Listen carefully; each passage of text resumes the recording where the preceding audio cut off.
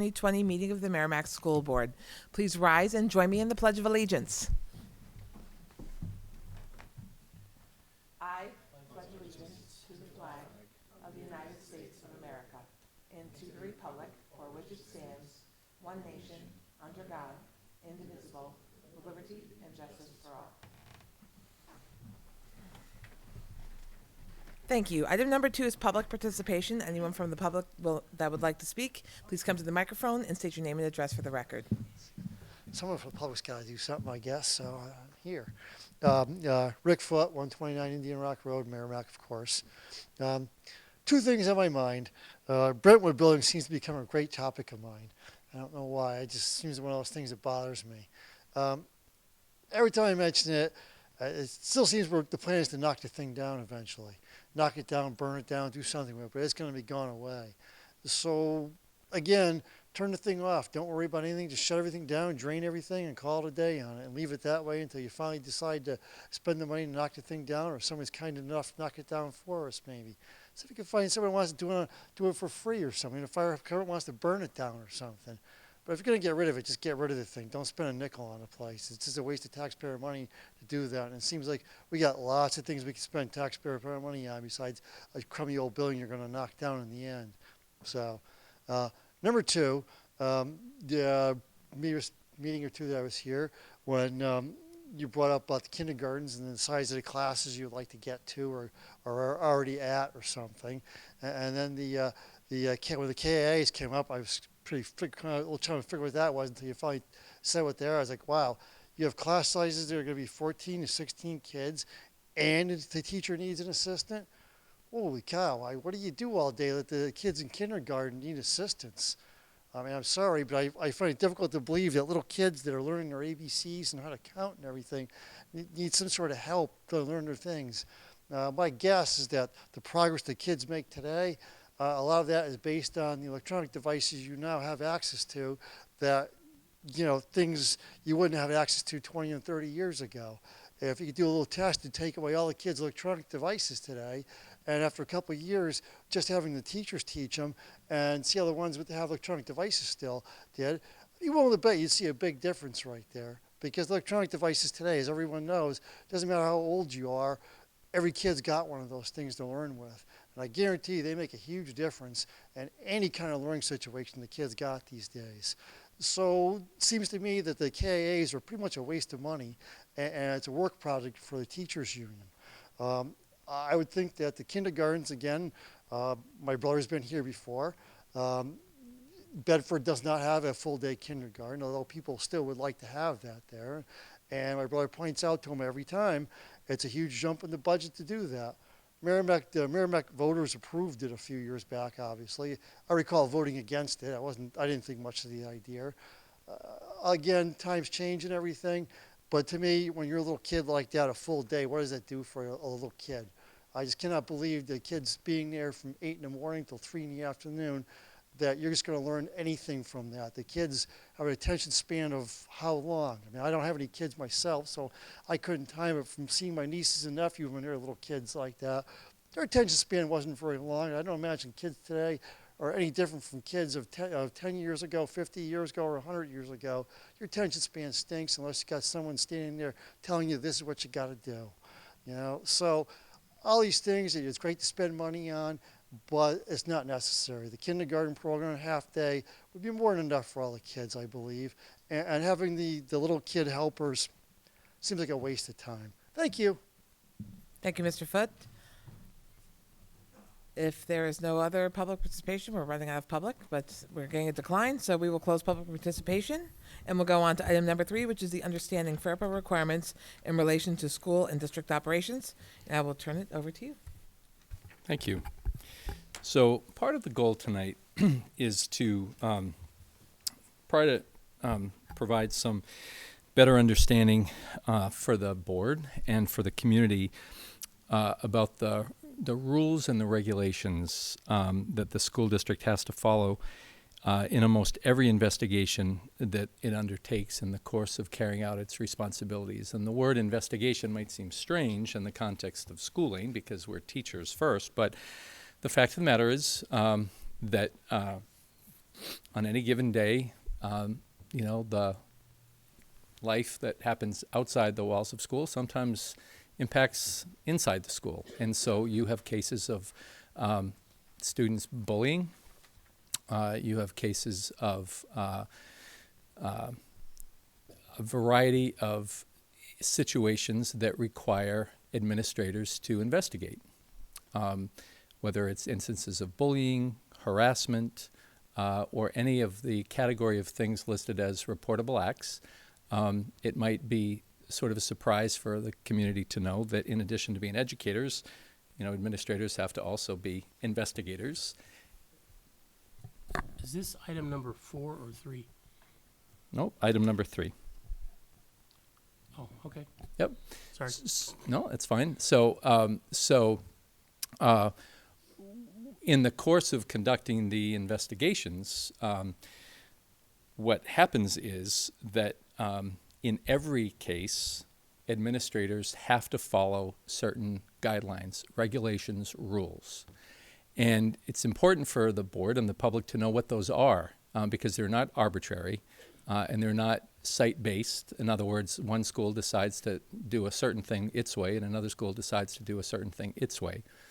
So we increasingly encounter significant misunderstanding about in the public and sometimes some misinformation about what actually happens during an investigation, or what are the requirements of an administrator or a teacher in that, for that matter, when they have to do these things. So we wanted to talk a little bit about that tonight. So that's setting the stage. And in order to understand school and district responsibilities, it's really important to understand one of the guiding legal requirements for every investigation, and that's FERPA, the Family Education Rights Privacy Act. FERPA is a federal law, and it is sort of the umbrella over which rests everything that we do as a school district.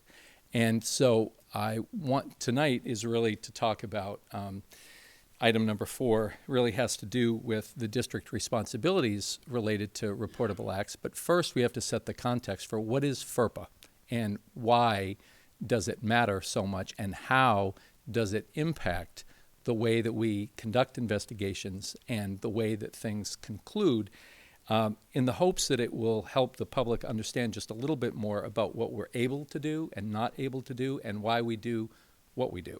So I'm just going to turn to John, because in his role as a assistant principal and director of student services, he's had a lot to do directly with FERPA. So he's a good person to speak to. So I'm just going to turn it to John in a minute. But what I want to do is I want to just confirm the fact that instances of alleged bullying, physical or sexual harassment, or other potential violations of the Safe School Zones Act, the takeaway is this: in all those cases, we follow set procedures. We don't make them up. We must abide by the law in terms of disclosures or what we cannot disclose, and we must act in the best interest of all students. And when I say all, I want to get back to that I'll get back to that in a little while, because strange as it might sound, because of our requirements to serve all students, we have to give equal attention to a person who's identified as a bully and to the person who's identified as the victim, or the perpetrator and the victim. We're a school first, so we're not able to punish one and then not hope to teach that person. So we really have to attend to the needs of all students, and that's what we do first. And so those are really the takeaways. So I just want John to speak a little bit about FERPA to set the context for the rest of the conversation. Thank you very much. And as Mark said, in my past history in Merrimack, I've had a few times when I've had to do trainings on FERPA and work with certain groups that really we had to make sure we were following all the regulations, especially when we got into the world of student services. We often had to talk about the confidentiality it really came along with protecting the rights of information for each child. So, Family Education Rights and Privacy Act. I provided you with a simple handout that kind of just walks us through this tonight. There's also some on the table for anyone in the audience who would like to see them. FERPA is a federal law that requires information by telling schools what information they may share, when, and who they may share this information with. It also gives parents the right to disclose a child's personal identifiable information. And what is personal identifiable information? It's things like name and address, date of birth, social security numbers, parent's name, any information that would identify a child. And parents have a right to release that and allow us to use that if we want to. So all of this comes down to a child's educational record. And the record is directly related to the student and is maintained by the school, or sometimes we use a third-party person to maintain that, such as, we use Power School, and that's also where we warehouse some of the student information. So directory information is part of the educational record, but also it can be publicly released, such as age, address, grade level. Often we'll get permission at the elementary level for things such as birthday parties, things like that you may want. Can I have the name and address? And we'll send them permission and we'll ask for things like that. And if everyone says okay, we'll allow it to happen in situations like that. Non-directory information is also is part of an educational record that we don't typically release without a court order or something making us do that. It's information such as discipline records, social security numbers, ID badges, other things like that really we don't release. Especially that comes down to, when we talk about discipline records, often there'll be a case, and Mark's going to allude to this in a little while, but a bullying case. And often will be found that, yes, it was indeed confirmed and the child was bullied. The parents often want to know, well, what happened to the other child? That's a discipline record. We can't disclose that. So that's part of what sometimes is a hard sometimes, because you want to know, well, what happened to the child? We can't, by FERPA, disclose that.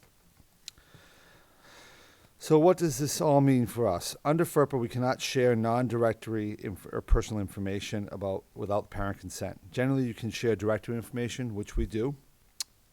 We have to think very carefully when we're working about what information is pertinent to that child and pertinent to their educational record. For example, if a child switches schools and goes to another school, we can disclose the record to that because it's pertinent to their educational record, and we can tell the school what the student's record here was in our school. We can do that. We're allowed to do that. But to share other information out in the public, we can't without consent in any way. So in essence, that really is what FERPA is. It allows the protection for all children, and it's a federal requirement that we need to uphold.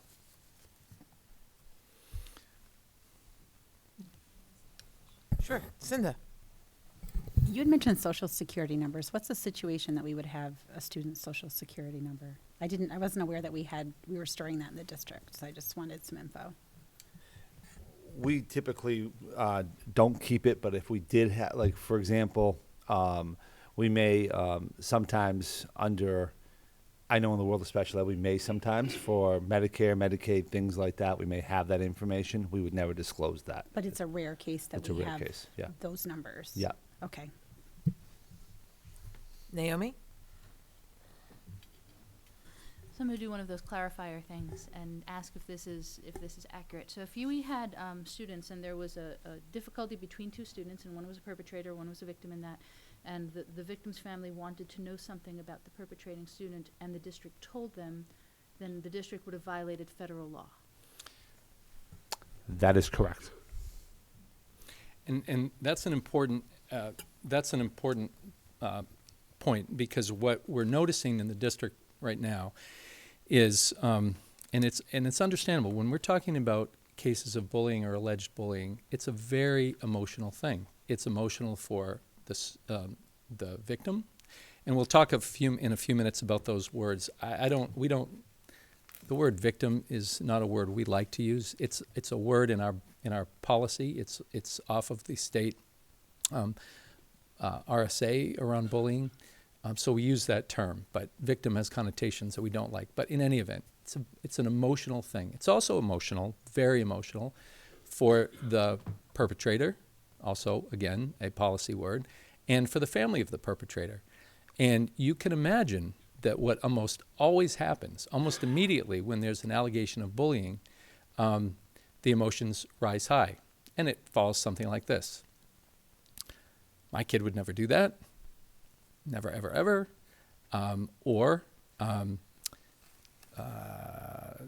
That kid instigated. And, these are just the daily situations that we encounter. And oftentimes in that emotion, what you get is one side or the other wants to know the following. Who accused? Who accused? Or, what are you going to do about this situation?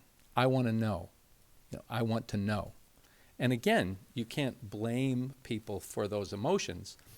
But what often begins to happen is that when an administrator says, I can't tell you, too often that then gets translated to, well, you would tell me if you could, or rather, you would tell me if you wanted to, or you are protecting the bully, or what have you. The fact is, as Board Member Schoenfeld rightly said, it's a federal law. We cannot disclose it. So the fact that it can't be discussed doesn't therefore mean nothing's been done.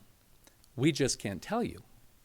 And so what we're seeing is an increasing number of folks who, for, again, good reasons, these are emotional things, but for good reasons, get pretty agitated when these things come up and then want information and feel that they are deserving of information. And in one way, one could say, well, you are deserving of information. However, federal law really constricts what we are allowed to say. So it's just important because we think the community is owed an explanation so that they can feel more confident about the way these things are handled. And an explanation is what we're trying to provide some context for tonight. Brandy. In the scenario of bullying or where you have a perpetrator and a victim, based on policy words, while you are not able to share details about the outcome for the other party, what are you able to share to ensure the safety of the children? So from a parental perspective, before I would send my child to a building where something negative happened to my child, I want to ensure their safety. And I would want to know that there's a plan in place or something so that way these two children wouldn't be together again or in a situation that could erupt into something more than what it would need to be. What are the limitations relative to sharing a plan for moving forward for both parties without both parties knowing the plan for the other? Yep. Does that make sense? It does, and I'm happy to answer you now. And no, that's fine, but item 4 actually speaks to that. No need to be sorry, but do you, if I were to go through that and then get to that part, and then if that doesn't answer your question, then we can come back to it? Okay, all right, sure. Don't steal his thunder. Sure, no, it's all good. Are there any other? I think that you covered, FERPA in the case of bullying, but FERPA, when you're talking about educational records, for any reason, there would be no third party that would ever get any student's records for any reason. That's correct. So tonight we're talking about it in the context of, reportable acts, the most common of which would be a case of bullying. But FERPA, as you said, FERPA does relate to any educational record at all, and I would hope that parents would be pleased to know this. I mean, your child's information is federally protected, and we work, obviously not pat ourselves on the shoulder. We're following the law, so we should do this. But we do take great precautions. And so that's, I hope, comforting in the context of something that really feels not abstract, but really kind of local and personal, like X happened to my child and I want to know what you're going to do to that person who did that. There are significant limitations. And I just want to stress that's not an individual teacher or administrator deciding to be difficult. That is following, the law. And so, but you're right, it does apply much more broadly. And I think back to the core of the reason for the presentation, when we look at ourselves as flawed humans, as we all are, I think it's also best practice, even if federal law didn't prevail in the case, best practice to not define a child and kind of uncover a child who maybe made a mistake and didn't necessarily understand the context of their actions, because they're developing people. And even as developed people, I think we also are flawed and make sometimes some really, some tangible mistakes. That's not something you would want to follow a child. So it's also what I would call educational best practice to not necessarily, as long as we're containing and doing our part to keep a child safe once, these facts have been uncovered, but to make sure it doesn't define a child for a mistake they made in second grade to make that kid the branded of that bullying ilk for the rest of his educational career. So, we want to look at it from the legal standpoint, but I think we also want to look at it from a best practice standpoint. The person you were 10 years ago, I think we can all say this is not the person we are today because we lived and we learned. And so, for that reason, I'm glad we're talking about it from a legal standpoint, but, from a humanities standpoint, I hope we're all not held to the standard of our dumbest day. So, as far as making mistakes, so. Well, again, I appreciate your saying that, because, part of the reason that I'm pleased, that we're sort of throwing open the light a little bit on these issues is because, we can't pretend that they don't happen, and it's not unique to Merrimack.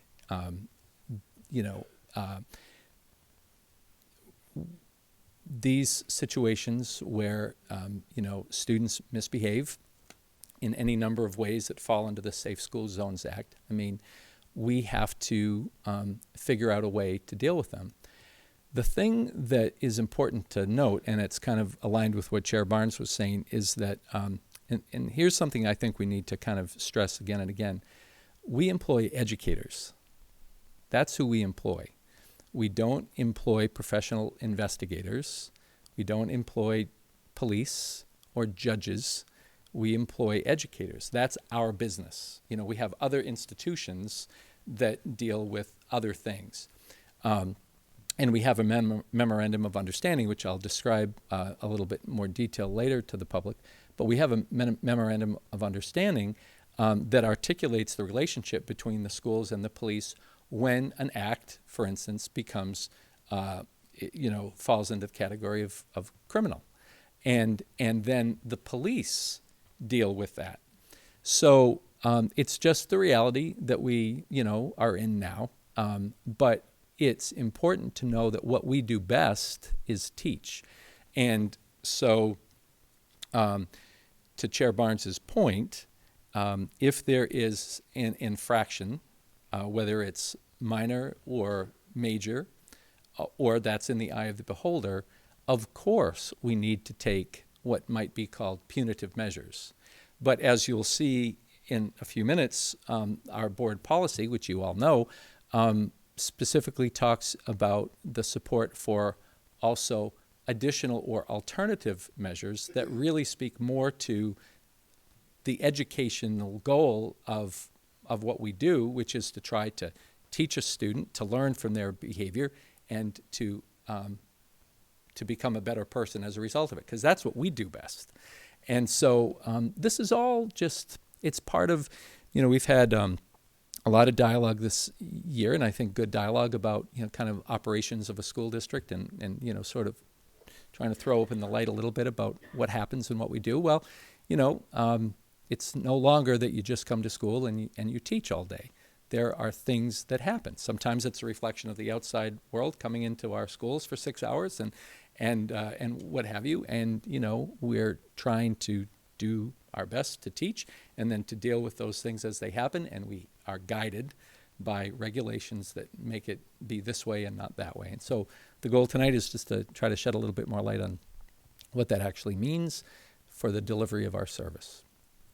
Thank you. Are there any other questions on this item? Then we will go on to item number 4, which is information regarding school and district responsibilities relative to reportable acts. So I'm going to scoot down there if I could, You bet. and John is going to pass out a handout for you to review.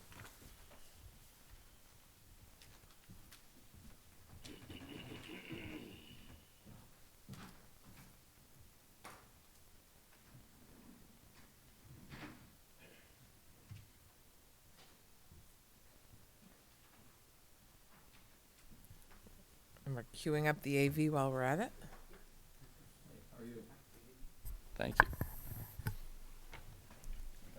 Perfect. And can I, sorry, my friend. Yep, is there just a, can we just get it to be not on the side, just a full screen? Where is? Oh. Thank you. It's a Mac versus PC world. Yeah, it is.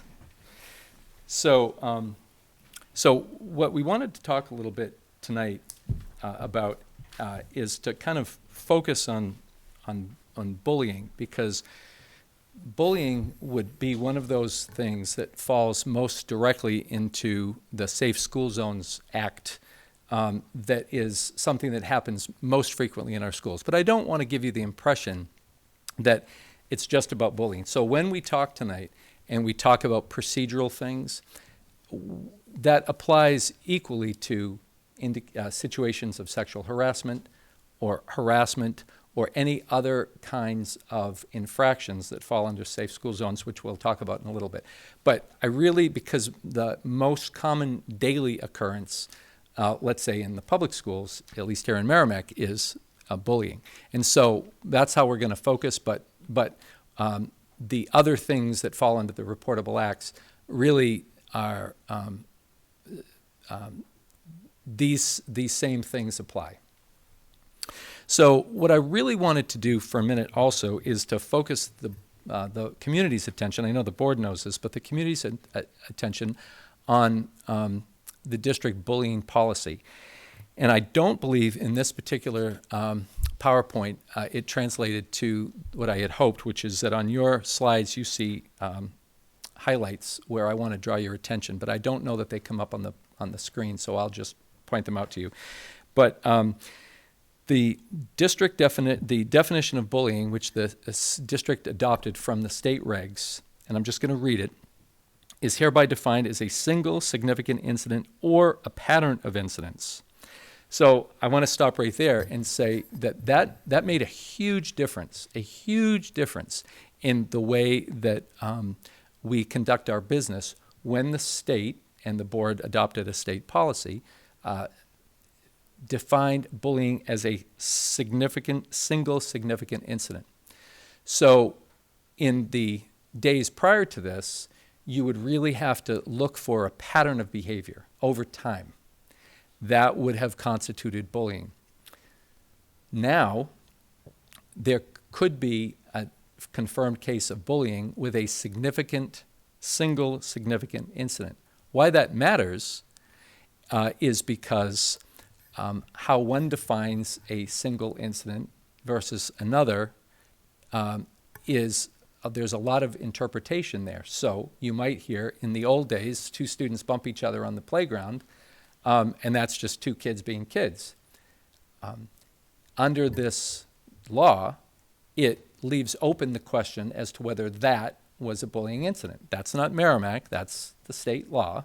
And so what it means is it exponentially increases the number of possibilities for bullying that didn't exist in the past. And so let's just further: a written, verbal, or electronic communication, physical act or gesture, or any combination thereof directed at another pupil. Now, it's really important that you focus on number 2 below. Causes emotional distress to a pupil, interferes with a pupil's educational opportunities, creates a hostile educational environment, or substantially disrupts the orderly operations of the school. So again, what's important to note here is that that is often difficult to prove or to disprove to the parties. So what happens is there has to be a significant investigation that follows. And I point that out because of the policy, and again, this is guided by the state, investigations take longer than they used to take. So oftentimes I will get a call from a disgruntled parent who wonders why an investigation is taking longer than they would think is reasonable. And because of the nature of the incidents, trying to determine emotional distress, that alone is not as easy as one might think, and in some cases lies in the eye of the beholder. How can you tell somebody who's telling you I am emotionally distressed that they are not? So you have to really work hard to figure out what happened, and that takes some time. We're also provided guidance. Bullying also includes actions motivated by an imbalance of power based on a pupil's actual or perceived personal characteristics, behaviors, beliefs, associations, so on and so forth. I'm not sure of this, but I believe that in an earlier version of the bullying law, the imbalance of power was embedded in the original definition. In other words, you had to demonstrate an imbalance of power. Now you don't have to demonstrate an imbalance of power. It's just one of the things that an investigator looks at to determine whether something could have been bullying. So the classic example is, and we hate to use these terms, but just for the purpose of helping to understand, the captain of the football team and a freshman. There is an imbalance of power based on a lot of things. That would be one example of what imbalance of power means. But it could also be much more subtle than that. So again, requires the investigator to spend considerable amount of time figuring out those distinctions. I'm going to draw your attention to the second page. And on your copies, although unfortunately not up on the board, I just want to draw your attention, as I alluded to a minute ago, the terminology is important here. We call a person who is engaged in bullying or harassment as the perpetrator. And that's a definition that the state and now the district has adopted. And victim means a pupil against whom bullying or cyberbullying has been perpetrated.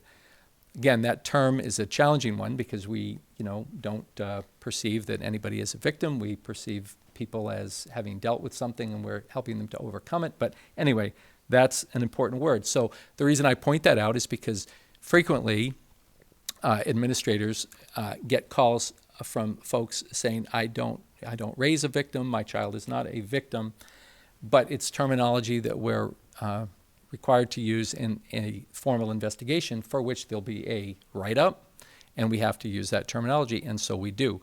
So I pointed out just so that, and again, if the board should ever hear a complaint from a citizen, I think it's important to just, kind of restate that's the terminology that we are required to use. If you go to the next page, bullying requirements, false reporting is a significant thing. We do not look lightly or kindly on a person who reports something as bullying that wasn't. I will tell you that in the context of a school day where you've got, however many students are in a school, 500, 600, 1,200, and the miracle that it is that most days are as effective and good as they are, there are things that happen. And it could easily be, and has been the case, that someone has reported something as bullying for any number of reasons. That is a serious, serious thing. And so it specifically says here, a student found to have wrongfully and intentionally accused another of bullying may face discipline or other consequences ranging from positive behavioral interventions up to including suspension or expulsion. The point here is that in the midst of an investigation, when there are legitimate cases of bullying, when there are cases where someone has made something up for any number of reasons. That has to be dealt with very seriously, because that takes the time it takes to investigate that up against the time it takes to investigate legitimate cases is really it's a bad thing, and we take it very seriously. But on your PowerPoint pages, I've highlighted positive behavioral interventions, because that's language directly out of the bullying policy. And positive behavioral interventions means exactly that even in the case of a student who is found to have made up a case of bullying, and in other cases that we'll talk about later, it's not that we don't apply a punitive measure, which we'll outline later, which could include, as it says, suspension or expulsion. But remember who and what we are. We're educators. And so positive behavioral interventions is the educator's way of educating a child about the consequences of what they did. That's what we do. Sometimes, I think in the heat of the moment, there are folks who think, why are you spending so much time trying to get them to understand or to be understanding? As Chair Barnes mentioned, we are dealing with developmental people. They are developing. And part of what we do as educators is to teach them. So in addition to any typical old-fashioned consequence, which we do mete out, it's important that we also, and the board policy requires it, that we include the possibility of positive behavioral interventions as one of the strategies that we would employ. And it's also important to point out that a school employee found to have wrongfully and intentionally accused a student of bullying shall face discipline that's in accordance with applicable law, district policies, procedures, and collective bargaining agreements. So I don't want to give the impression that we're talking just about students here. Everybody is subject to this, and we hold everybody accountable for that kind of behavior. If you move to the next page, process. And this, I think, begins to get to what Board Member Nunez was talking about. If the alleged victim or any witness expresses to the principal or staff that he or she believes they may have been retaliated against, the principal shall develop a process or plan to protect that student from possible retaliation. This is the beginning of what Board Member Nunez was talking about. So what's the plan? What's the process? In this particular case, the law and our policy is very clear. If you have the courage to say something has happened and I think that I've been bullied, no student, administrator, teacher is allowed, not only is it legally wrong, but it is morally wrong, to retaliate and in any way hold that against somebody. We take that very, very seriously. So allegations of bullying are really taken very seriously, and we pull back and insist that people understand that child, that staff member, if it's a staff on staff or whomever, shall not be retaliated against. They are allowed to tell their story, what happened, and to be protected. Each process or plan may be developed on a case-by-case basis, and this relates not just to instances of retaliation, but in every case of bullying. There is not a one-size-fits-all way that these cases are handled.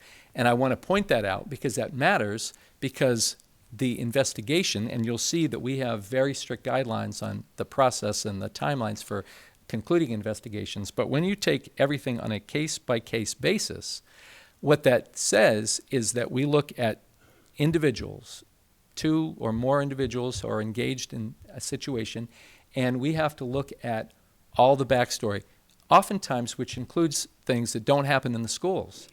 A lot of times there are neighborhood issues that exist in the neighborhood that find themselves revealed on the weekends that carry over to school on Monday and then become something that the schools have to deal with on Monday. So if there were a simple one-size-fits-all, it wouldn't take into account the context. And so the case-by-case basis is important.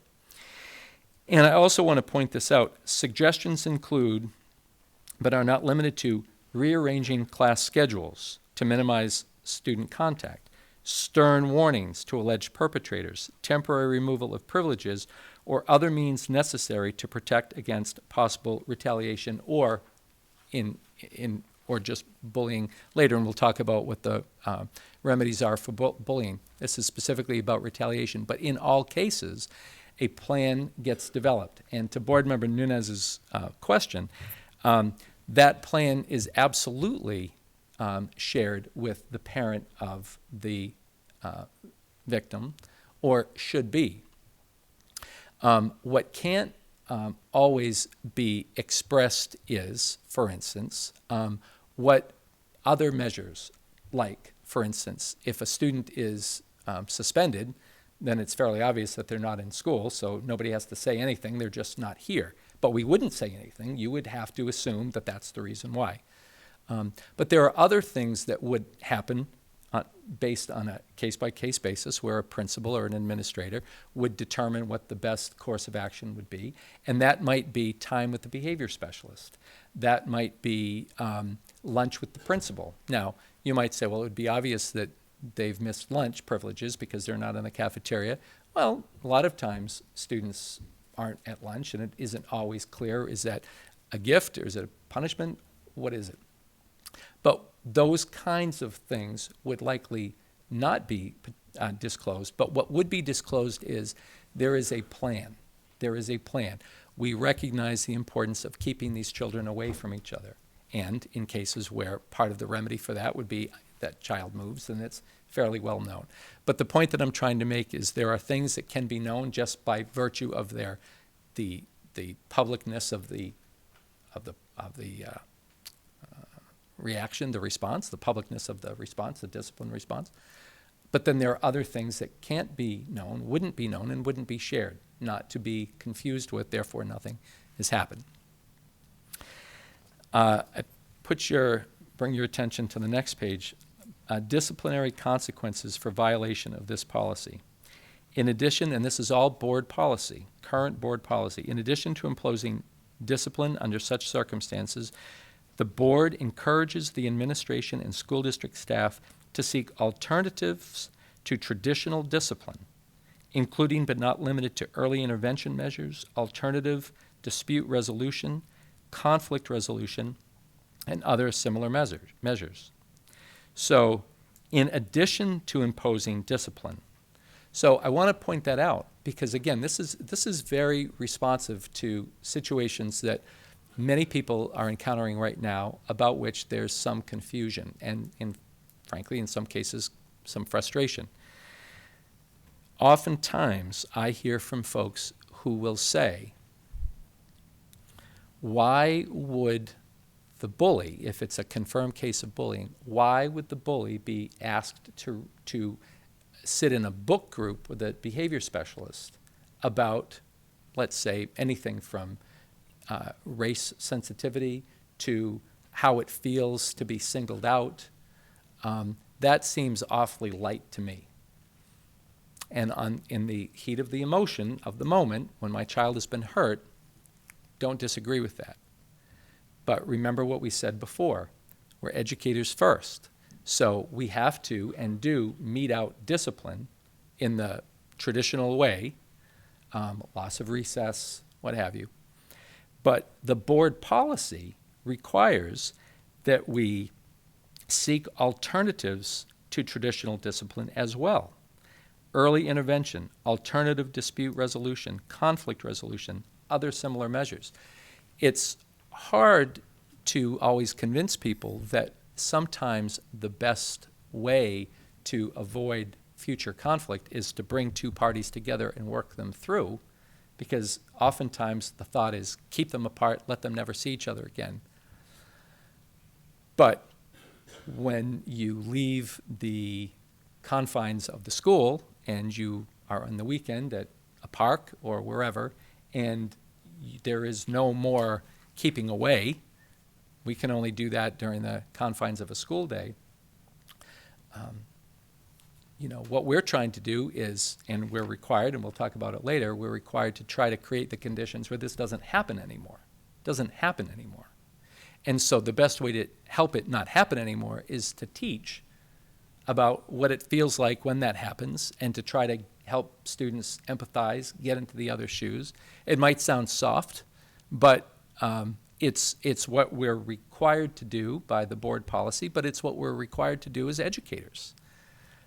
We have an eye towards both punishment in the punitive sense, but also to try to help the students in that context learn, and move forward as better people.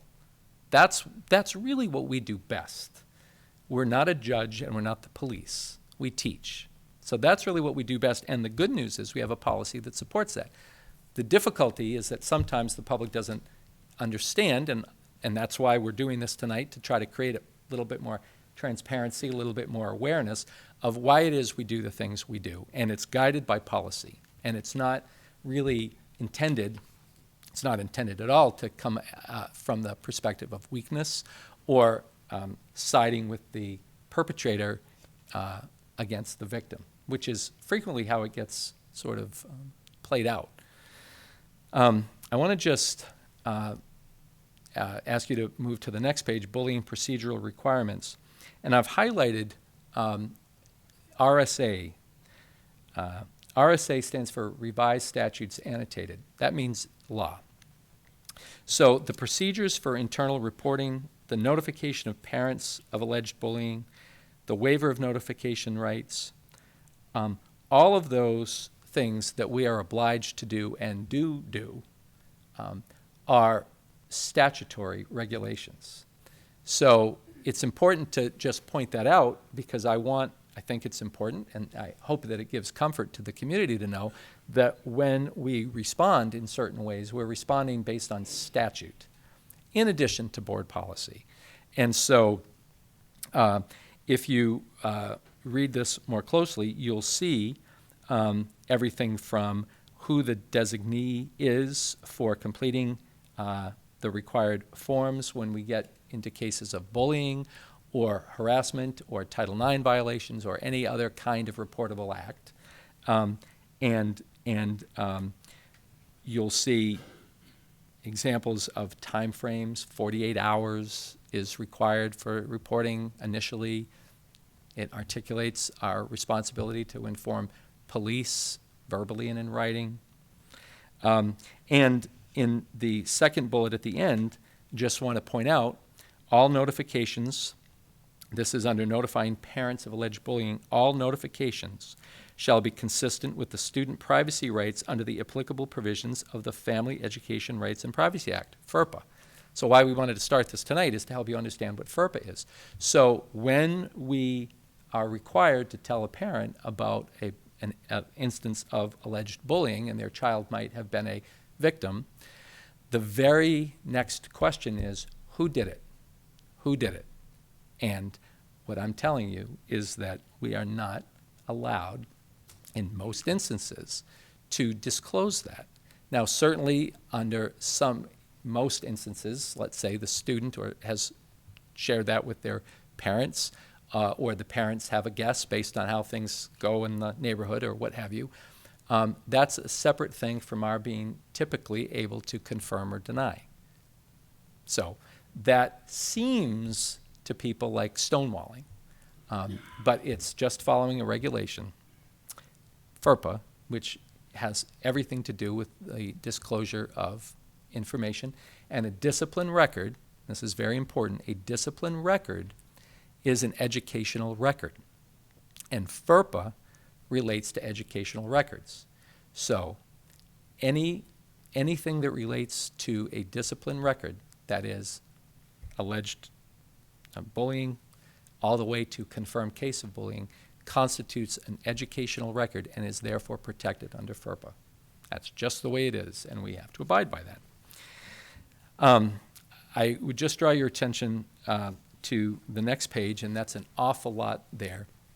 And I really regret, I don't know why it didn't come out on the PowerPoint, but I have just highlighted some things that I want to have the board and the community recognize. This is investigative procedures, and I apologize for the typo up top. As a former English major, that is killing me. But I want to point out to you certain requirements.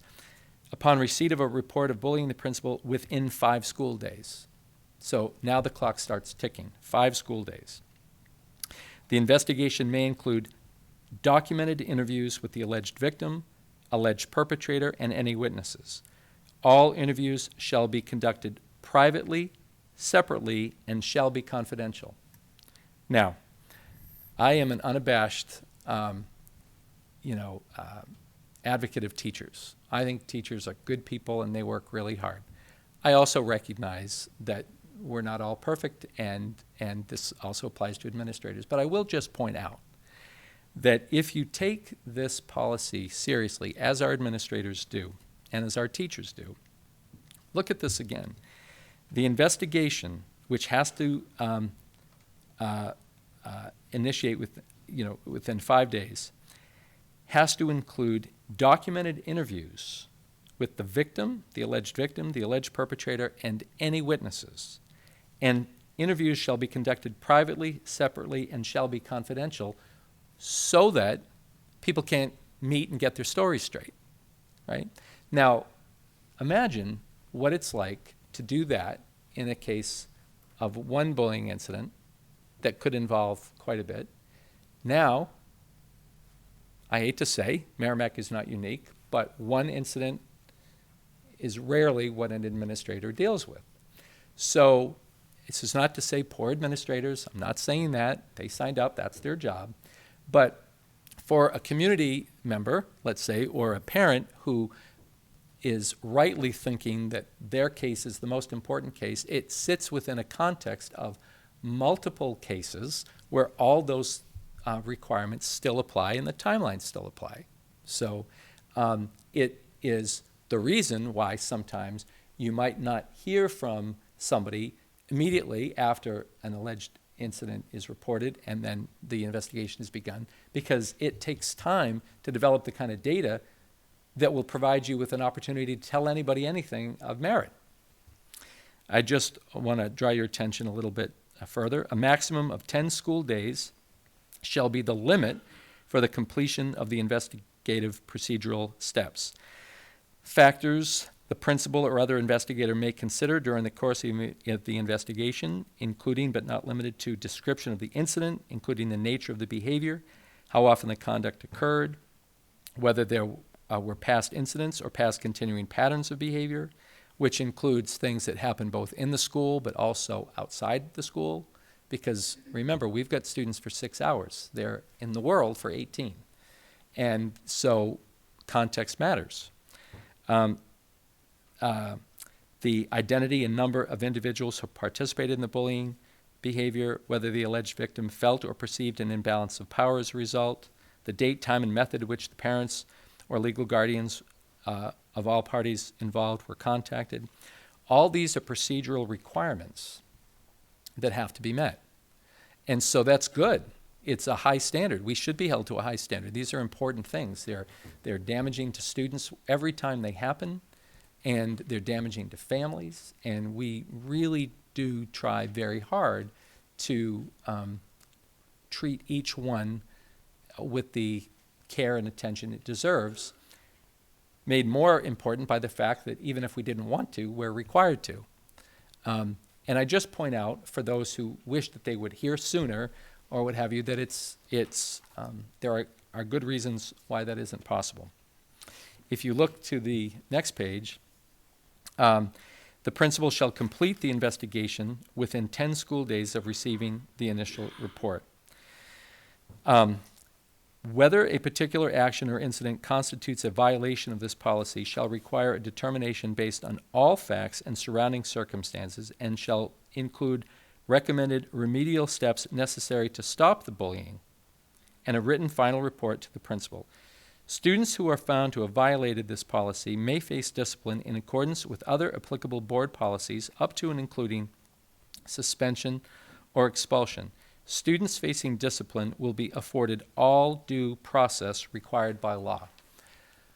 Why that matters is because many, many times an administrator at the building site or at the central office site will often be asked by typically the parent of a victim why do you spend so much time talking to me about the rights of the perpetrator? I don't want to hear it.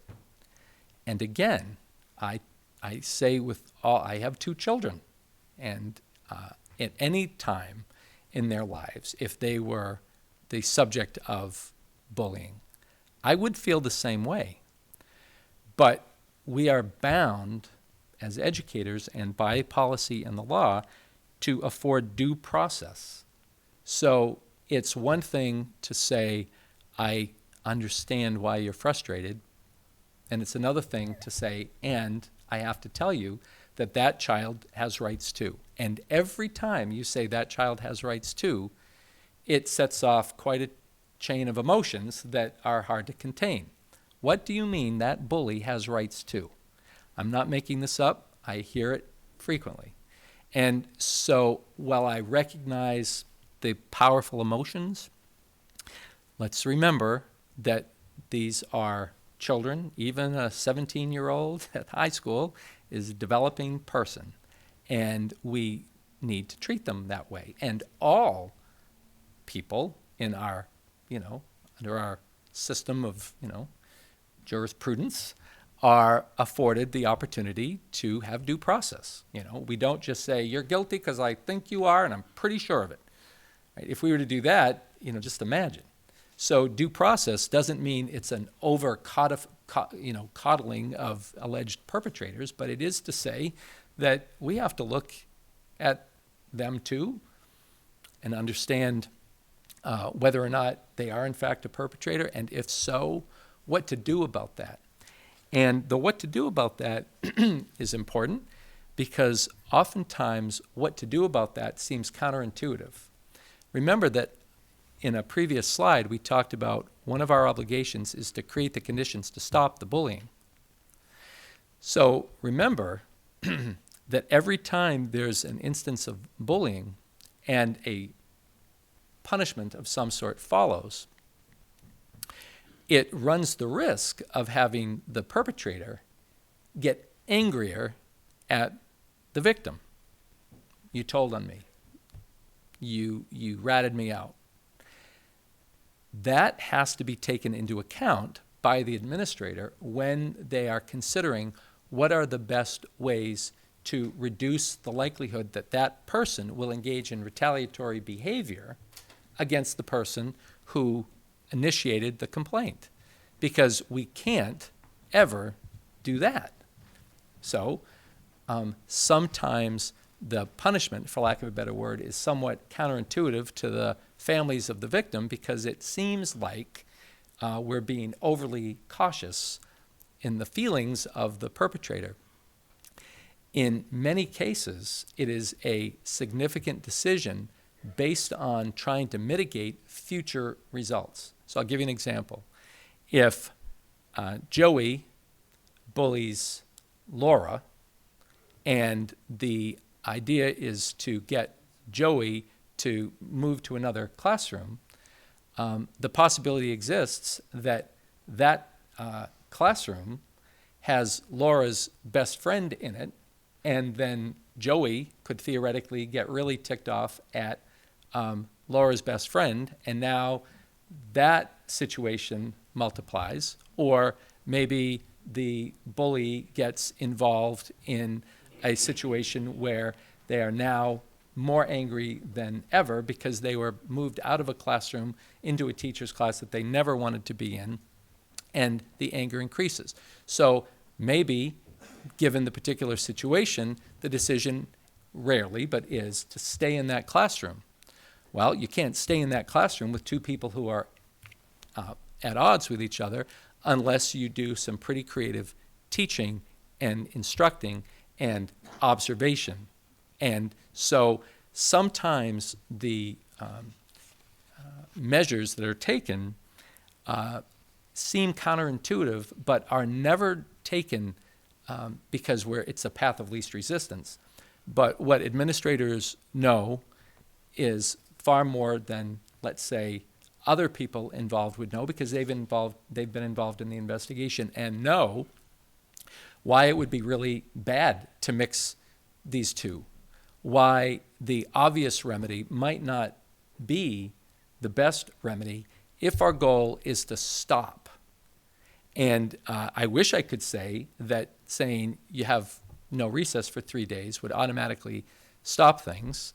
Sometimes it does. But I would say more often, depending on the particular nature of the incident, it's not quite as simple as that.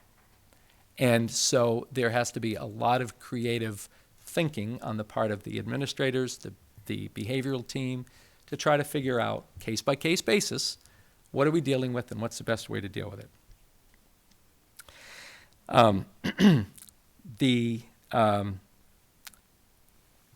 The next page, responses and expectations to remediate, consequences and appropriate remedial actions for a student or staff member who commits one or more acts of bullying may range from positive behavioral interventions, again, a very important word in our district and phrase in our district and in our policy, up to and including suspension or expulsion. So remember, we're not just doing positive behavioral interventions without the possibility of something much more stern. And for staff members, dismissal.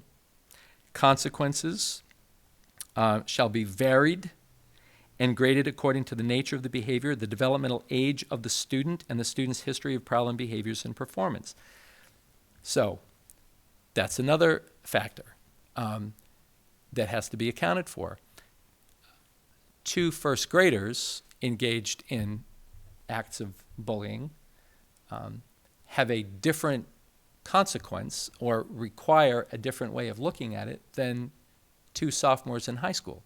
Developmental ages and stages require that. You cannot have a one-size-fits-all. It would be really simple, trust me, if I and the administrative team would say, if Jimmy pulls, Joey's shirt and does it all the time, then this is what happens.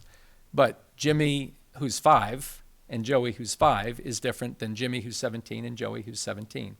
So it has to be dealt with differently, developmental stages. Want to just call your attention to bullying and responses to remediate. Examples of consequences may include, but are not limited to, admonishment, temporary removal from the classroom, deprivation of privileges, classroom administrative detention, referral to disciplinarian, in-school suspension, out-of-school suspension, expulsion. This is all from our policy, and it all relates to the kinds of consequences that might be meted out after investigation by an administrator who's interviewed and engaged in all the procedural requirements that they must do. But here's something that's also important to note that our administrators follow as well. Examples of remedial measures may include, but are not limited to, restitution, mediation, peer support group, corrective instruction or other relevant learning experiences, behavior assessment, student counseling, parent conferences. Oftentimes, it is important to work with the families to get them to work with us. Because in cases, it's frankly not helpful if there is a confirmed case of bullying, and this happens, we're trying to be transparent, and so I will tell you that it frequently happens that the message from families is, don't let them call you a bully, just double down, buddy. Well, that's not helpful. That's not helpful. We're doing the best we can in our environment, and it's helpful to have partners who can assist us. And so sometimes a parent conference is really helpful to try to work collaboratively to talk about what are the ways that we can really kind of work through this. And so most of the time, and that's true, most of the time parents are wonderful resources and wonderful advocates, not only for their children, but for what's right. That happens a lot. And we leverage that a lot. But I point this out to you because it's important to know that in the board policy itself, it stipulates that in addition to punitive measures, for lack of a better way to say it, there are remedial measures that we have to look at as well. When it comes to communication with parents, we look at the time here. 2 days of completing investigation. The principal will notify the students involved. The principal will notify via telephone the parents. The principal will send a letter to the parents within 24 hours. If the parents request, the principal shall schedule a meeting to further explain the findings. In accordance with the Family Educational Rights and Privacy Act and other law concerning student privacy, the district, and this is why I highlighted and italicized this, will not disclose educational records of students, including the discipline and remedial action assigned to those students and the parents of other students involved in a bullying incident. Can't and won't. But that doesn't mean that nothing's happening. And that's just really important because it's very frustrating, I'm sure, for a parent to think that because they haven't heard details, that therefore there must be an abdication of responsibility. If I'm emotional because my child has been hurt, I don't want to think that's happened. I understand that. And so the goal tonight is to try to help people understand why it is that they might not hear as much information as they'd like. But we are also duty-bound to provide consequences, some of which are punitive, some of which are remedial, much of which cannot be disclosed. I want to point this out, so I say education comes first. It's important to say this, and I want to just stress this again. School districts are filled with educators.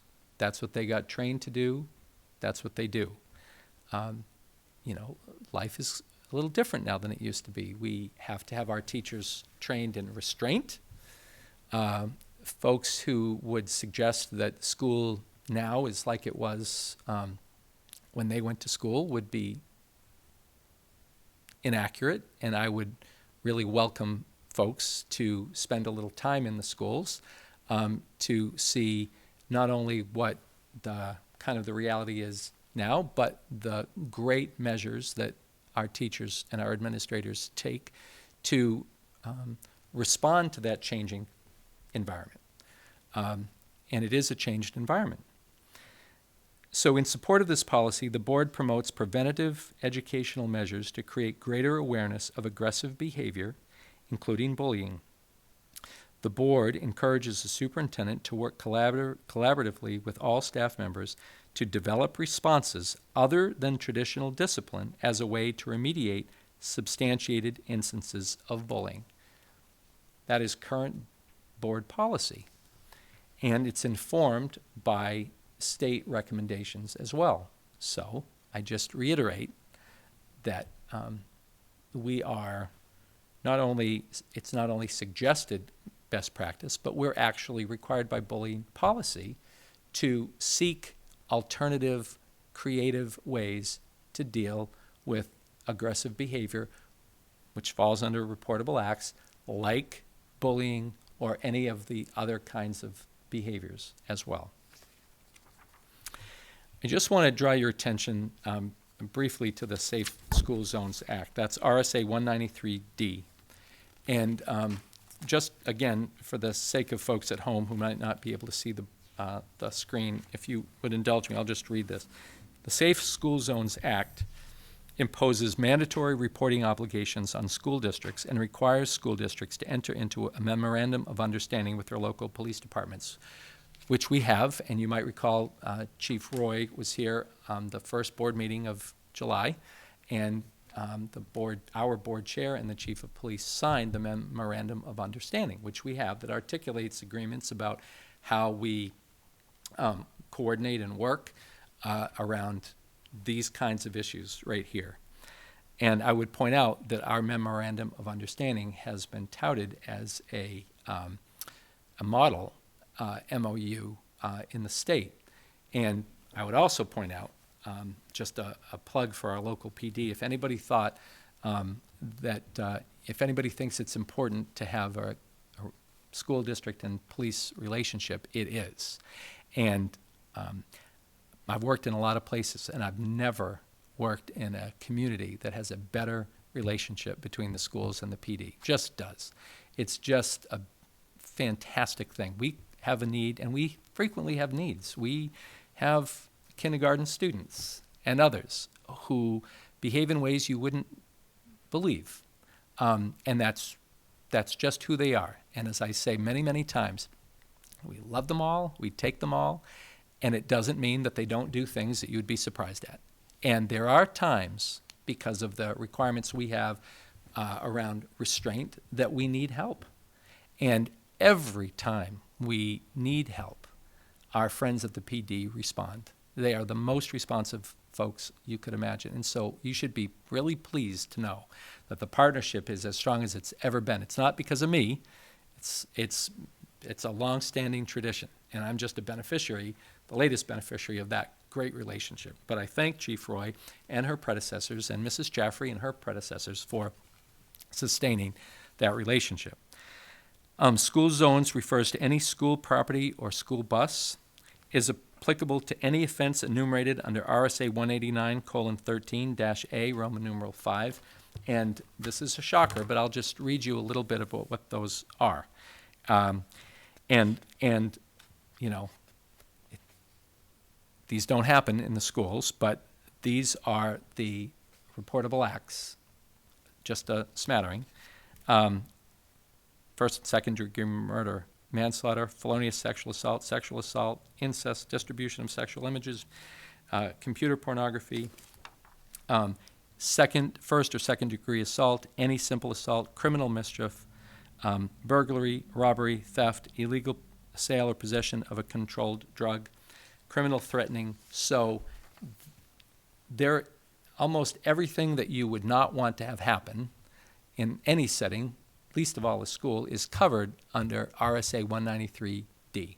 And any one of those things would be a mandatory reportable act under the Safe School Zones Act, which we would have to recognize and then follow our MOU with the PD, and would initiate a series of investigations much like those that I've just described to you under bullying, but would really apply more broadly. So as I wrap up, and happy to take any questions, I would just really like to sort of return to a couple of takeaways. Schools and school districts are severely limited in their ability to disclose discipline or personnel matters to the general public.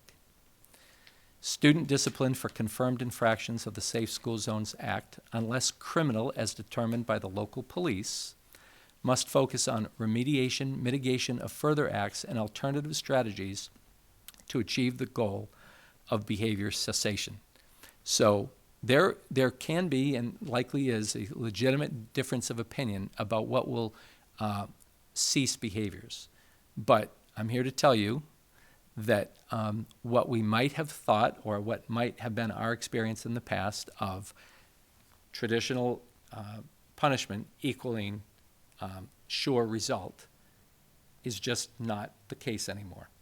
So when a parent would, again, understandably, with understandable emotion, ask a principal, why don't you just suspend or just expel?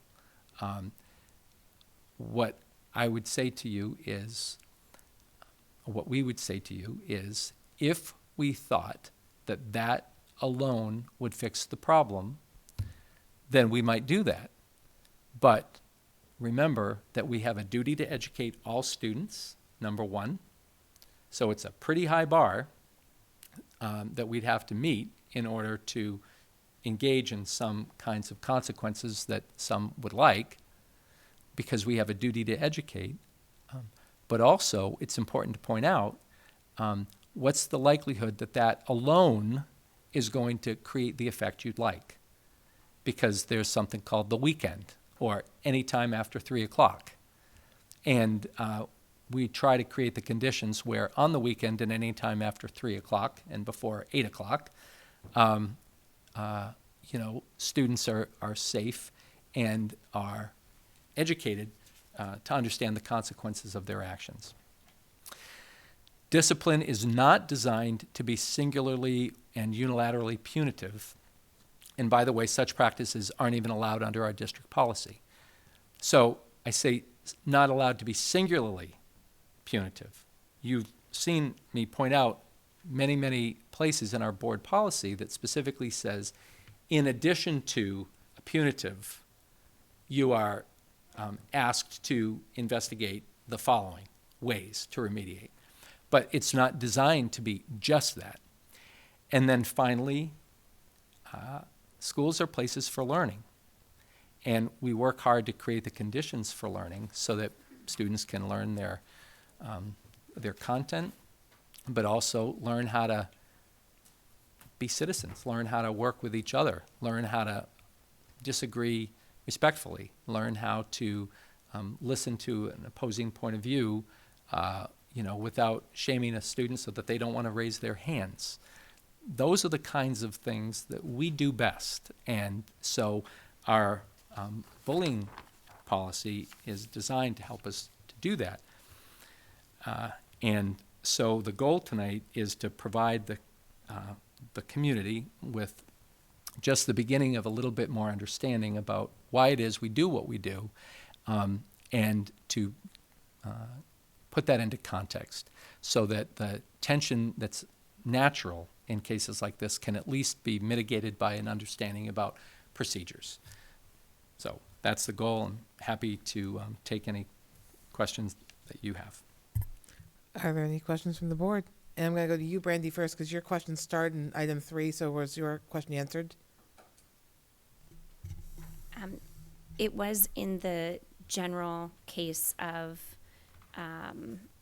remediation, and I certainly appreciate that. I think it's a really tricky conversation to have because every case is different, and there's different layers to the onion, if you will, based on age, which is it in the bus environment? Is it in the school environment?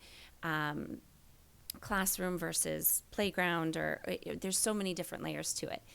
I think the challenge is ensuring that all people have a voice, and that both the victim and the victim's family have an opportunity to communicate through all that's happening with their child, but also try and understand the other side. And I think that's a hard thing to do in the midst of the emotion of my child is struggling with X, Y, and Z. I really appreciate everything that you've said. I think my only challenge with it is, what do you do for the children that don't feel they have a voice and are silently walking the halls, nervous to say so-and-so every time I get on the bus says something to me, or so-and-so does something every time we're in math? How do we handle it with those that don't necessarily have a voice, but the parents do? And in those situations where a child might not feel comfortable speaking up, how does an investigation truly work when you have a child that's just really not confident enough to utilize his or her own voice to remediate, to get to that plan, I guess is what I'm saying. So I don't mean to put John on the spot, but as you know, John and Julie DeLuca, principal of Thorntons Ferry School, and remember John was a principal too, but have been doing a lot of work on social emotional learning. And so you didn't prep for this, but I think you probably have a way to respond to a board member, Nunez. Before you do, I would just say that that I think that if the board would wish it, I would personally love to have this conversation continue. And it might be that we could ask some of our principals to come, because I could speak for them on the very issue you raise about how to encourage students who don't feel they have a voice or choose to exercise their voice. I know our principals worry about that and think about that and have strategies for that. I don't think I'm as competent as they are to describe what they do. But my not being able to answer that as well as they would doesn't mean they don't have strategies. So if the board would wish it, I would very much like us to be able to invite them back, or them, just invite them, to answer that question more directly. However, I just would ask John. So thank you. I didn't want to jump into his presentation and answer, but I thank you for deferring on this one. I think that, it's been 5 years of us working in our mental health committee and working forward, and for that exact kind of reason you just described. I think that you talked about, where is that voice? How do we get kids comfortable in the environment? How do we do that? Term system of care. I mean, we've said that a lot, and it's really about that system of care is about the friends that are around you that see it happening, the other adults in the building, the family members, the lunchroom monitor, the people around that we all understand our common voice and our common purpose is to keep kids safe in that environment. So it's building it up. So one, we're teaching second step from preschool right through 5th grade right now, and exploring 6, 7, 8 within the next year. It's to do that, to say, if we can teach the kids the resiliency skills and those skills to speak up for themselves, and the neighbors not to be bystanders, to be proactive in doing what it does. It's all about that system, and everyone has a responsibility in teaching that from the first day they walk in the building all the way through. In that, we're hopeful that longevity of years of teaching second step, when you get it in preschool, kindergarten, 1st grade, 2nd grade, 3rd grade, by that time we are building those inner skills that are consistent and cyclical, and they're getting the same information, that we're starting to identify that through. So one, when you're being a bully, you know it. And two, when you're being bullied, you know it. Or when you're having someone who is not treating you nice, you know it. And being able to identify that, that's our hope. So in addition to that, I just want to point out that, and John again can speak to this far better than I, but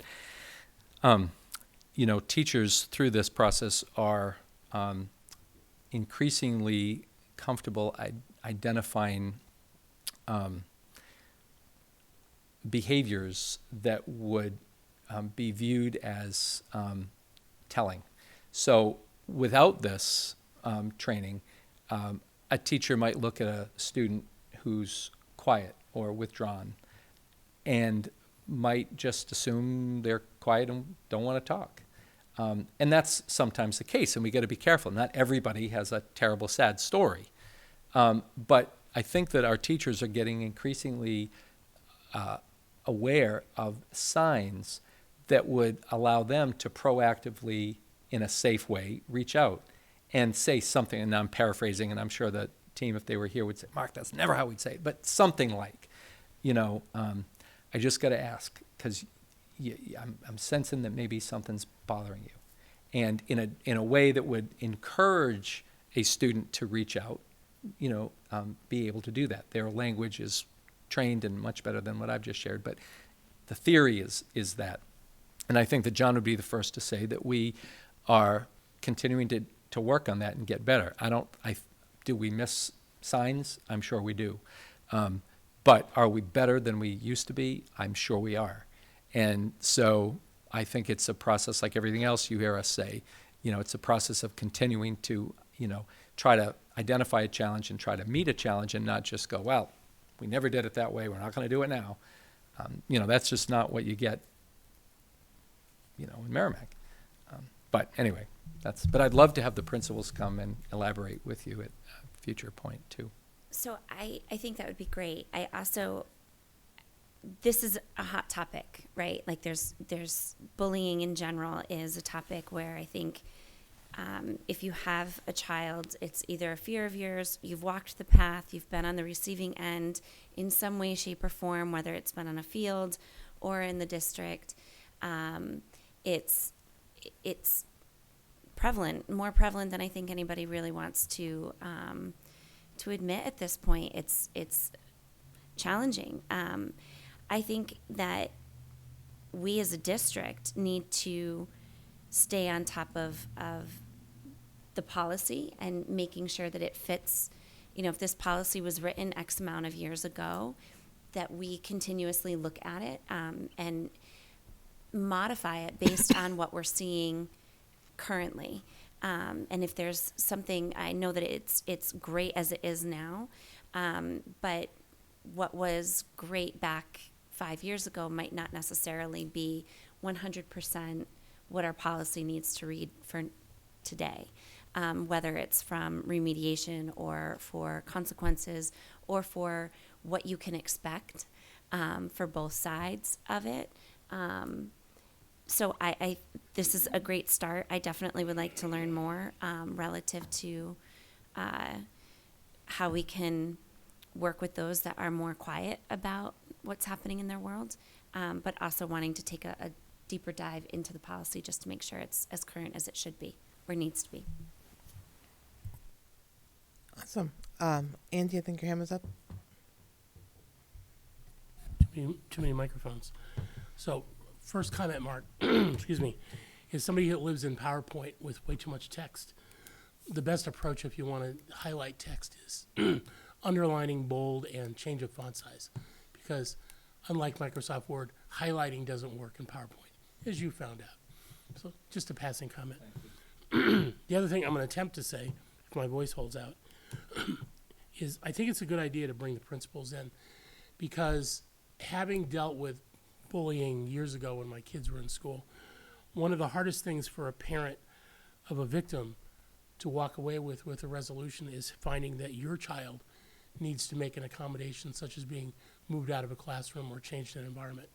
Because then it makes the child feel like, I reported something that occurred to me, you've gone and the administration's gone out and done stuff, and the result is I have to make a change. What's wrong with me? So there's a stigma with that. There's a belief that they've done something wrong, which many times will cause the student to not want to report future incidents. So I don't expect necessarily an answer, but it's an observation that if you're going to go real life examples of the, of the principles, it would be good to understand how they handle that. I'm sure there's rationale behind it, but as a parent, many times you struggle with, not that you as a parent don't understand it, although that emotion comes in, but how the student deals with it in turn and how to keep that behavior going in future reports. So that's my only comment. And I'm going to put John on the spot because, you seem to be very apt to being put on the spot and doing well with it tonight. And my question is about universal design for learning. And when we're talking about the dynamic of a classroom, and this has obviously can create a dynamic for a classroom, how do some of the skills that are being introduced to the district's UDL help address some of these environments in which we're dealing with the bullying dynamic? I think it certainly lends itself to creating environments. UDL talks a lot about barriers. What barriers are there, and how we're breaking down those barriers for kids. So I think that again, behavior is a barrier sometimes, and how do we look at a UDL approach? So I think that Mark touched on a lot upon this about every case is individual, and UDL is about the individual learner, the individual student, as is our RTI process.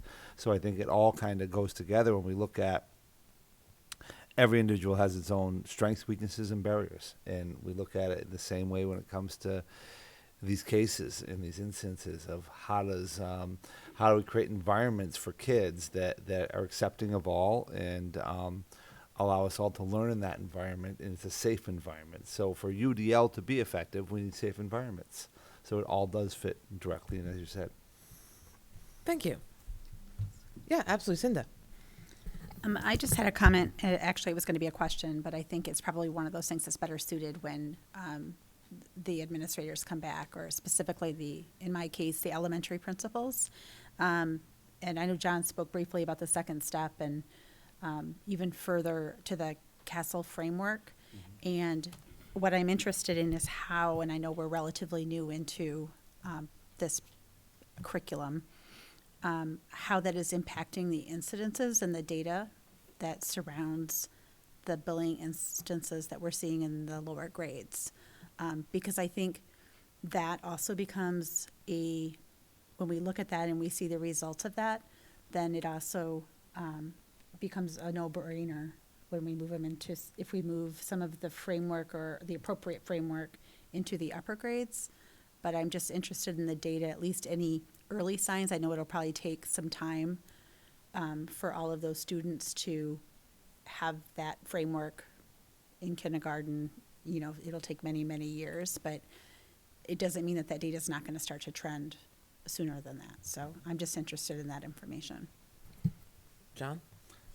I would just say too that Mark touched upon it, and I did too, about the whole system of care and the training. So,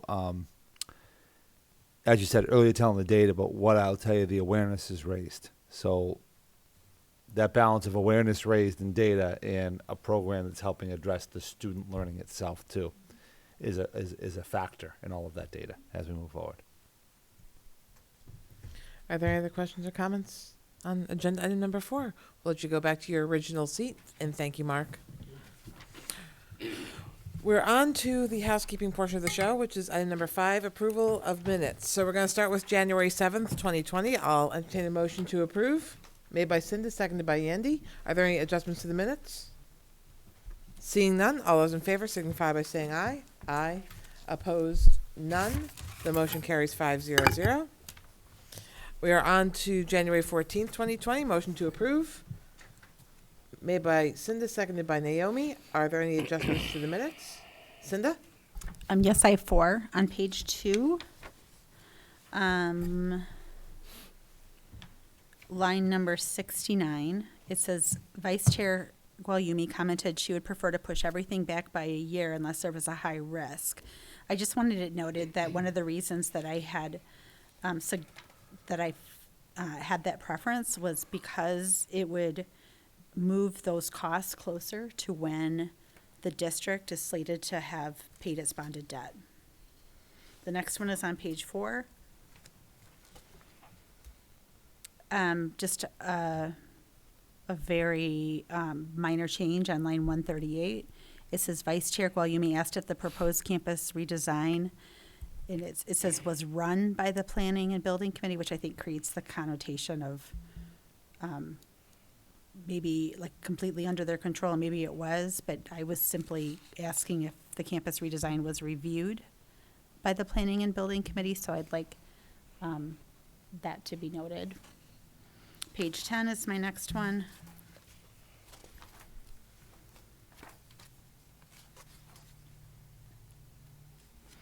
Okay, so this one, line 376 and line 378, something's not right there.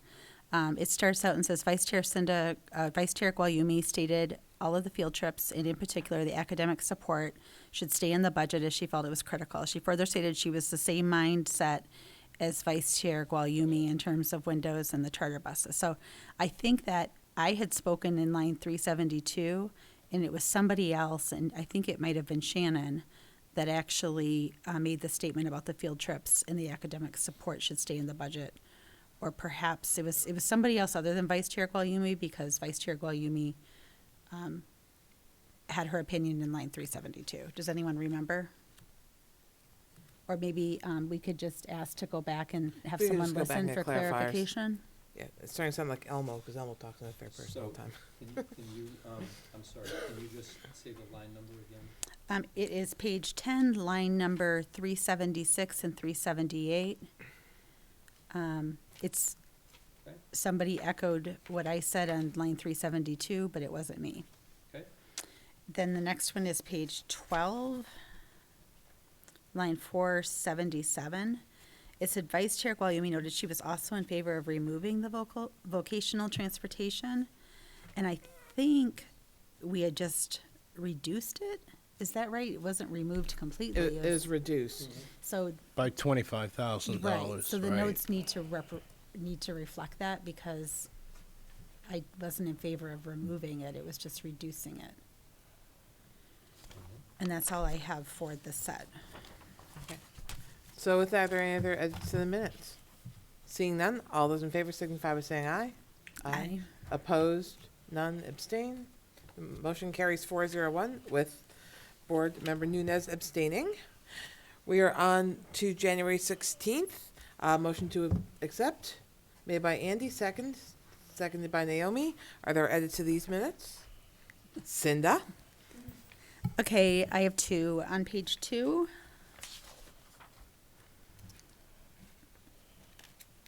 Oh, this is Vice Chair Guayumi commented she did not support removing the furniture from the budget, and it was important to be replaced. I would say she felt it was important to be replaced.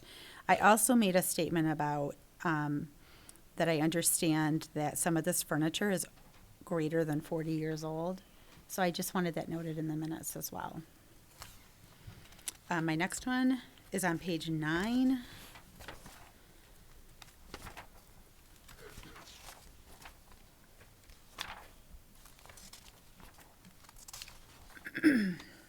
Line number 336. Our operating budget is not the correct amount there. It's missing a digit. It says like 80, 11 on line. Oh, 111. Yep. 111. So far. And that's it. Can I just, what line is that again? 336. 336, okay. Yeah. Thank you. Yeah, I just didn't have the right number of the operating budget. Just a typo. That's it. Okay. With that, we will put the minutes of January 16th to a vote. All those in favor signify by saying aye. Aye. Opposed, none. The motion carries 500. On to January 21st. Motion to approve. Made by, we're going with Naomi, seconded by Andy. Are there any adjustments to these minutes? Seeing none, all those in favor signify by saying aye. Aye. Opposed, none. Abstain, 1, and the motion carries 401. On to item number 6, which is consent with John. Thank you very much. Tonight in the consent agenda, we have one resignation. That is Matt Davis, math teacher, Merrimack High School. I'll entertain a motion to accept the consent agenda. Andy?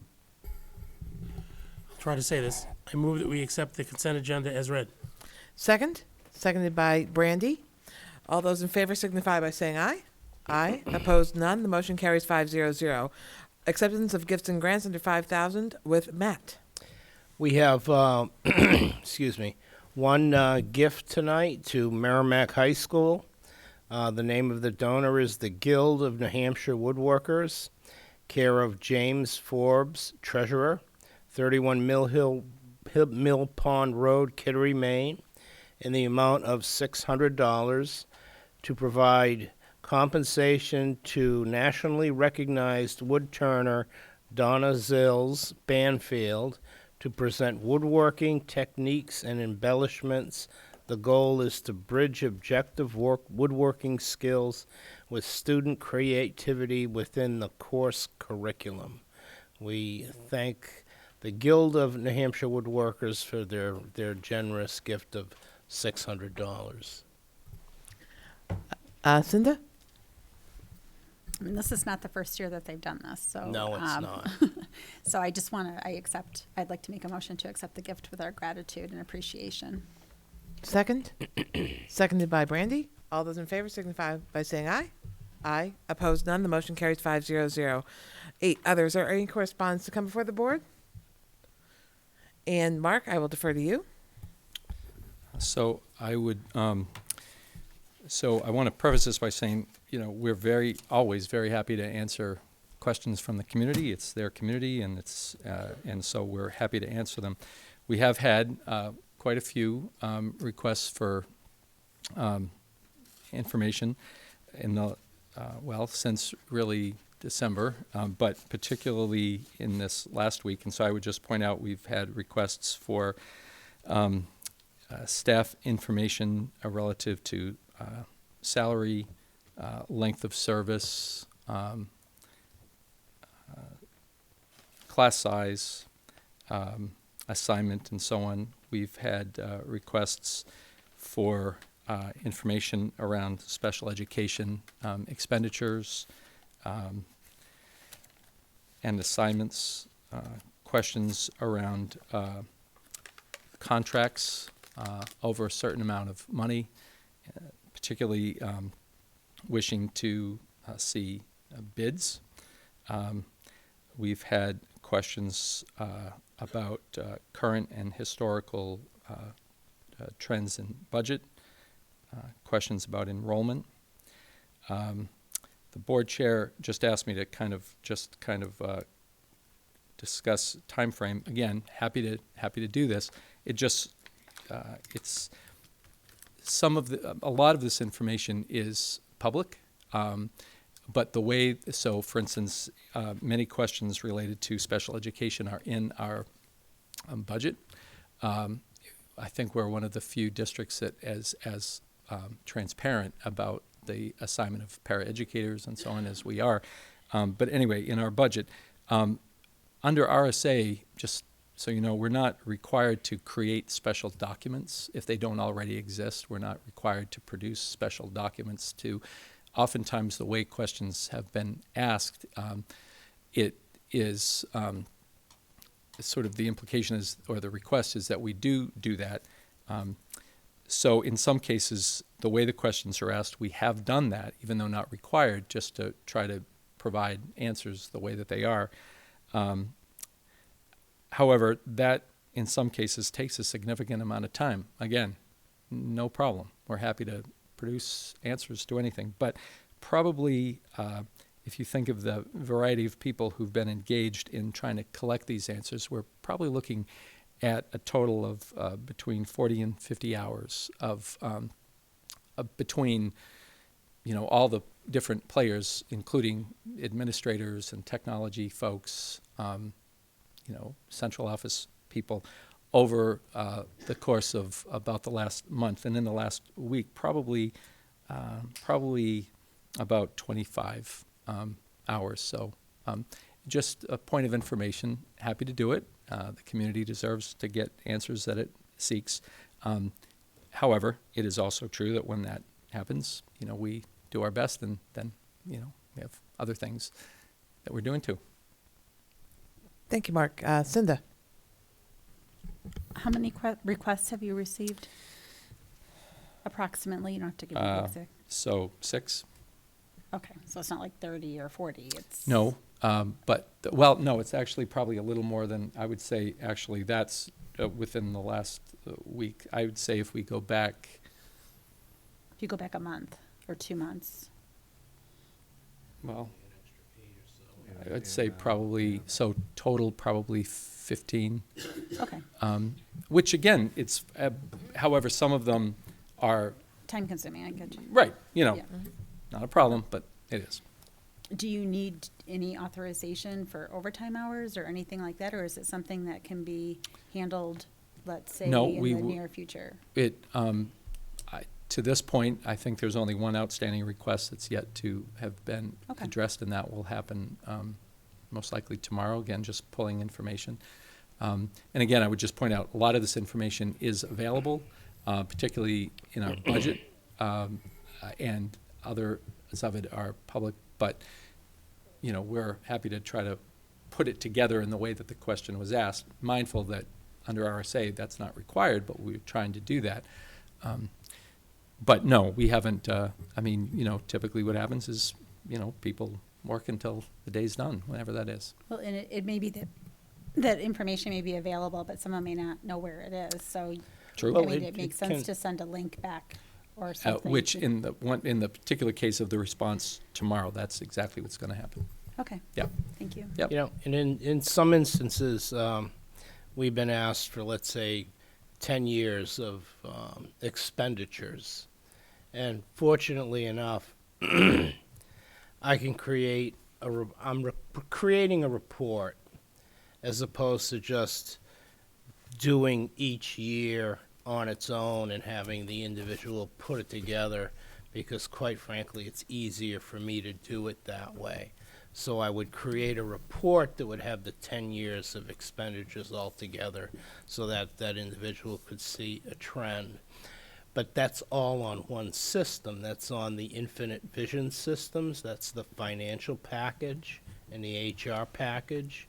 Now, if I'm looking at doing that and coupling it with, teachers' schedules and how many they have in a classroom, that's on another system. And there's no way to conjoin the two of those together. And so that's where it gets difficult. So we do the best we can to accommodate, but where we can't, it would take literally weeks to try and put that all together, and we just give you the information. It meets the requirement of the law, and you can take the time to put it together yourself. Well, thank you for doing that. It's Yeah. important that the citizens in the town get But the if it's information they're possible looking. and we can, and it's something that makes sense, we'll do that. But when you have two systems that are totally different, that don't even, they integrate on a very small portion, that it's just not possible to bring that all together and correlate it together with tables that link this piece to this piece over there. But then you explain that, right? When you send the Yeah, information back, you absolutely. explain the challenges with. Yeah. Okay, I mean, that's, makes sense. Thank you. Okay, is there any other correspondence, Andy, or question? about No, it's correspondence? just really quick. I received a direct email from a constituent who had a lot of distress over the presentation that was given to the board about potential dramatic cuts at the last meeting, and more importantly, called into question my lack of response. So I will handle that offline. But Okay, I think we may have all gotten that same email. If it's the same one, maybe not. Okay. this one looked pretty directed towards me. So Okay, then there you go. Sorry about that. So on that note, we did get an email from, as a board, I believe, since our last meeting regarding the presentation on what a $5 million cut would look like. So I will leave that. And then another was about, oh gosh, I was in a business trip at the time, so I was doing it off my phone. And we got, I think it was a week ago Friday, and it was about, goodness. It was about teachers and salary, so I guess it's probably how you got your request as well. So with that, that was all done. So on that note, there's no other correspondence to come before the board. So, and actually, we have one more question on what constitutes electioneering and was it happening. So we got an email on that too. So that was referred to administration and left at that. So are there any comments from the board? Brandy? I appreciate the involvement that the community is taking such interest in our budget this year. I think that's great that they are actively involved. I would encourage those that are actively involved to not just be looking at dollar figures. I think the money portion is certainly the tax impact is something that we're all aware of, but there are some things that you can't put a price tag on that happen in a classroom and that teachers experience, students experience. While they're very interested in our actual budget, I would also encourage them to be equally interested in going to our schools and having some interaction with each building and understanding what goes into their day. Because I think that while you're looking at paper with dollar figures on it, it's very different than being in a classroom or being in the building environment and actually having an opportunity to participate and coming from an educated perspective on where those funds are being distributed, as opposed to some commentary surrounding, I might not have kids, but I'm paying for X, Y, and Z, and I want to know what's on paper. Well, the best way to do that is to actually go inside a building and have conversations there, as opposed to just looking at dollar figures on a piece of paper. Thank you. Are there any other comments from the board? Andy? just a comment that I'm not going to make a comment tonight because I don't think I'll make it all the way through. But I do have thoughts around some of the activities, around some of the budget discussions that have been going in various places. And I will, in the future meeting, be able to, I want to make a statement about it to express some of my thoughts, but tonight's just not going to work. Yeah. I know you've been under the weather. I'm glad you're feeling good enough to be here, but I wish you more recovery as the time goes on, because it's been a tough winter. So with that, is there any new business to come before the board? Do you have any? I was scratching Oh, that's fine. I was making sure I wasn't leaving you hanging. Okay, seeing none. It was like a poker move. I don't know what that was. Seeing none, we will go on to item number 10, committee reports. Are there any committee reports? Andy? So the Budget Committee has had 2 meetings so far where they reviewed.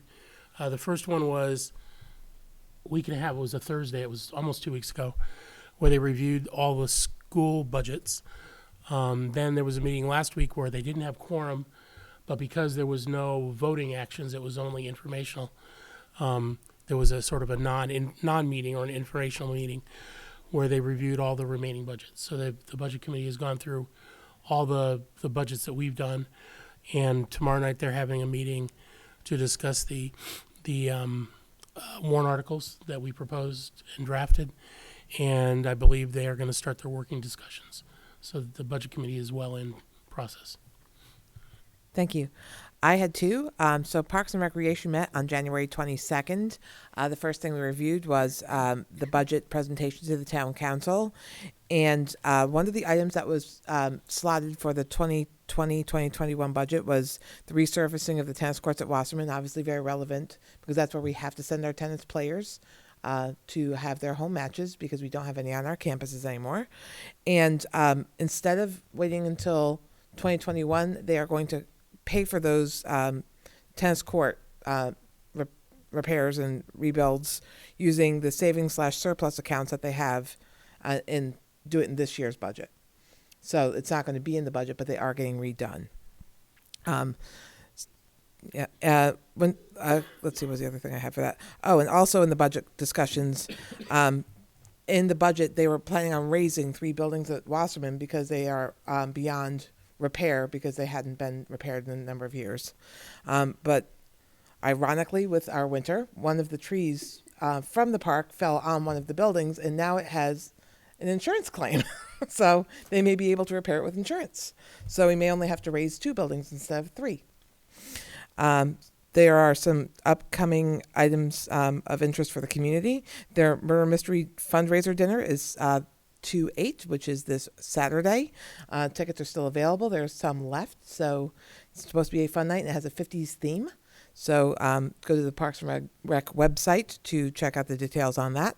The Winter Carnival, which I know a lot of our students will participate in, is at Wasserman on the 22nd, and obviously based on weather conditions and winter conditions will be the extent of the activities, but keep an eye on the Parks and Recreation website and Facebook page to get updates on that. The ice rink was open at the time of our meeting. It has since closed because of warm weather. We're hoping it will reopen shortly because we're supposed to get another cold snap. And this is a big one for a lot of our families. Summer camp registration actually opened January 2nd, and at the time of our meeting on the 22nd, they already had over 200 registrations. So it did sell out last year. They're actually also hiring for summer positions. So for those older kids that are looking for summer jobs, they're actually recruiting for that as well. Everything from, swim, archery, theater, camp counselors, the whole 9 yards. So again, check out the Parks and Recreation Department, and they will be hiring. And then on the, did you have your hand up, Andy? Sorry, no, another one. I'm just seeing peripheral. Sorry. On the 28th, the Greater Woods Subcommittee did not have a quorum, so they did not meet, but we did end up having public, and they just asked if, I think it's just a good public service announcement, that if you bring your dogs on the open space, there are definite rules about keeping dogs on leash or under your control, and we're finding that some people's dogs are jumping on people who aren't their people, and so the courtesy of being a good neighbor on that. And the other thing that we discussed, I think is an enlightening thing, I know that in past years our rules have changed regarding dog waste. So you used to, if you were walking on a trail, would have to take the dog waste and kick it into the woods. Now you have to actually remove it. So that's the new from town ordinance. So that new town ordinance came up this year, and I just thought it'd be a good public service announcement because we know a lot of our students also will be using that on weekends. And again, those 18 hours are not in our schools. So those are my committee reports for tonight. Seeing no others, I'll go on to item number 11, public comments on agenda items. Is there anyone? Is the one from the public still good at staying in the chair? We're fine. So we're going to close public comments. We'll take a moment to sign the manifest, and I will entertain a motion to adjourn made by Naomi, seconded by Brandy. All those in favor signify by saying aye. Aye. Opposed? None. The motion carries 5-0-0. Thank you and good night.